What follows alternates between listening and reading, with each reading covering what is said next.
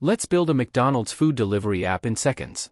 All you need to do is log into https://mgx.dev and provide a prompt to build a McDonald's food delivery app. The magic begins. It uses its agents to generate the app for you.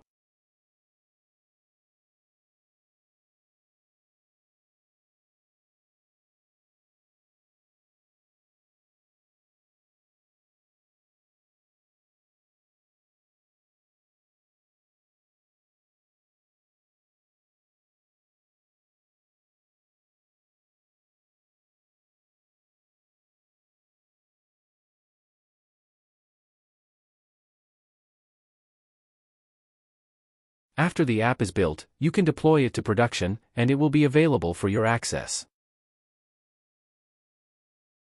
If you want to build a similar app, then watch our upcoming videos where we build more. I am sharing the URL and production deployment of this app in my description for your reference.